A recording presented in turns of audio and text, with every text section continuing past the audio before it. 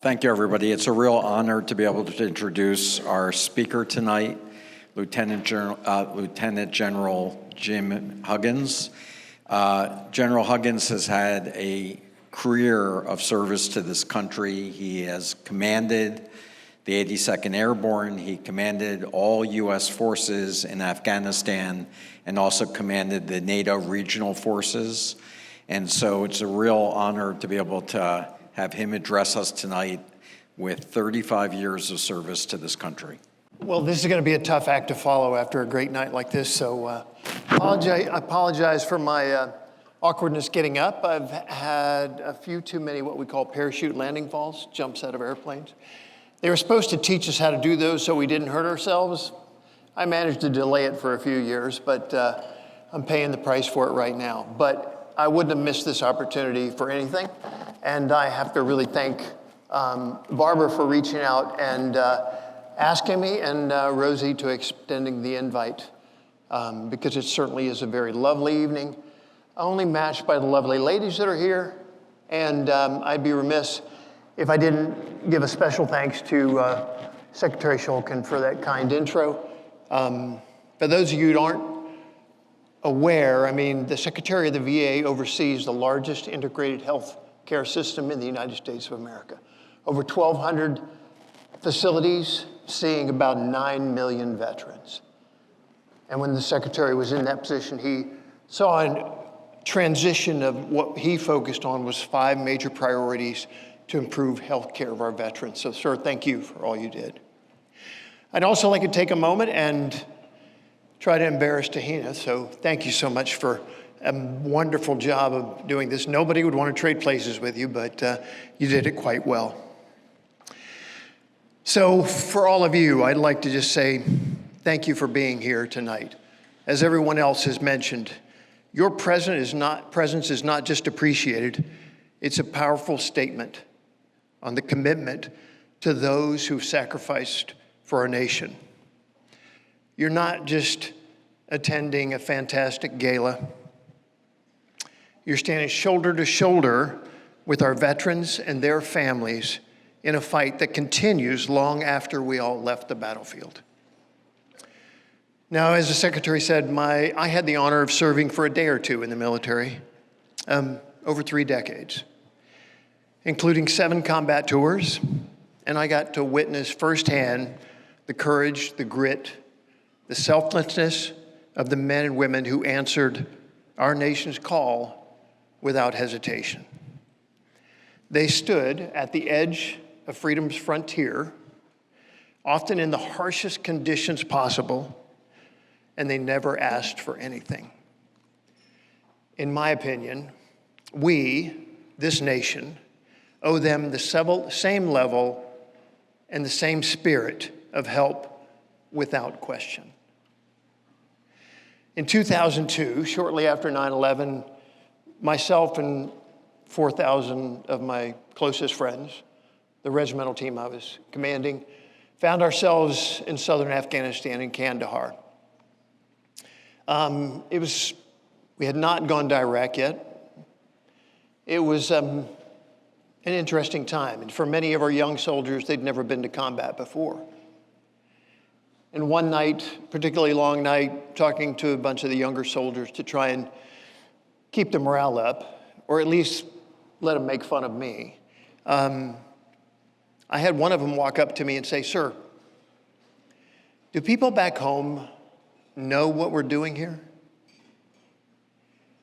And I looked at him and I said, "Some do. Probably most don't. But that's not why we're here. We're here so everyone back home can sleep safe at night under the blanket of freedom that we're providing." That was early in the war, and literally hundreds of thousands of veterans and served made those trips to those 2 countries.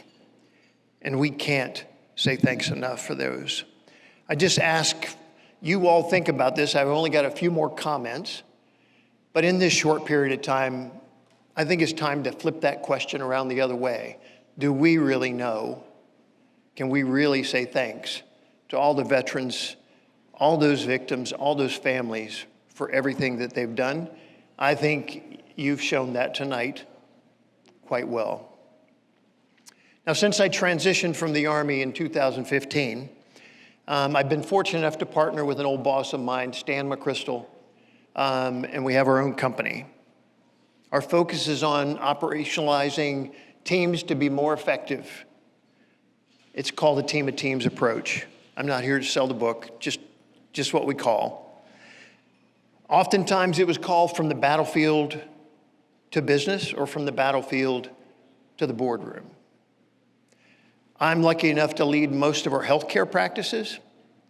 I've spent a few years in this great state, a lot of it in Houston, in the medical center. Yes, with MD Anderson. There's another university, I can't remember the name, they have something down there. Also Texas Children's from Baylor. We've changed that motto to move from the battlefield to the hospital. And what we're really trying to do is, like the Joint Special Operations transition in 2003, 4, and 5, where we had the nation's Tier 1 forces, Delta, SEALs, CIA, Rangers, Special Operations Aviation. They were the most lavishly trained, well-equipped forces we had, but we had a small number. And in 2003, we could manage with those great forces one raid every week. And it was insufficient. Stan McChrystal looked at us and said, we're losing. We have to go faster. We tried to change our approach. In 2004, we got to 10 raids in a month. We still weren't having the same effect, the necessary effect on the enemy. But he persevered and kept telling us to transition. No more helicopters were added, no more shooters were added, no more sensors, no more UAVs, satellites. We just had to work faster and more effectively. And that's what Team of Teams was called. What we've seen is a direct reflection of that need in healthcare today, and the healthcare our veterans need. We are not going to find more doctors, more nurses, more healthcare professionals. We're not going to create more ICUs or more hospital rooms. The payer mix is going to continue to be terrible in the country until somebody changes at the highest level. And Medicare reimbursement rates, not so good. So what that demands is a different approach so we can take care of the millions of veterans we have today. Which really brings us to, hopefully, a way that Burn Pit 360 can help change this for America's future and our veterans' care. Burn Pit 360 is not a nonprofit, it's a lifeline. It's a voice, as you've heard many others say, for those who've been silenced by the bureaucracy, illness, and by the invisible wounds of war. It's a movement born and lived by the experience of Captain Leroy Torres and Rosie, who turned personal tragedy into national advocacy. Their work helped pave the way for the PACT Act, a landmark piece of legislation that finally acknowledges the devastating impact of toxic exposure. But let me be clear, in my opinion, the PACT Act is not the finish line. It is a vehicle. And like any vehicle, it requires fuel. Our action, our advocacy, and our unwavering support. And that's why we're all here tonight.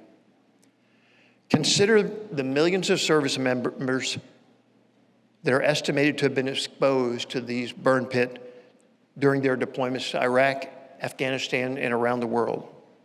Many of them now face severe health conditions, including rare cancers, respiratory diseases, and neurological disorders linked directly to this exposure. I hope we can all take a moment and reflect on the progress that's been made, but also on the hurdles that still have to be overcome. We now have brave souls who have returned home to face a new battle, one they never expected to have to fight. And their courage endures in the families they left behind, in the stories we carry on, and the mission we continue. Tonight we honor them, we remember them, and we recommit ourselves to the fight. So thank you all for giving so generously, for advocating so fiercely. And I know with this effort, the men and women who depend on you so much send their greatest thanks. They know you're still fighting for them. So to close up, thank you all very much for allowing me to share a little bit of this evening with you. May God bless you and your families. And to each of you who chose to serve those who served, we appreciate you. Thank you very much.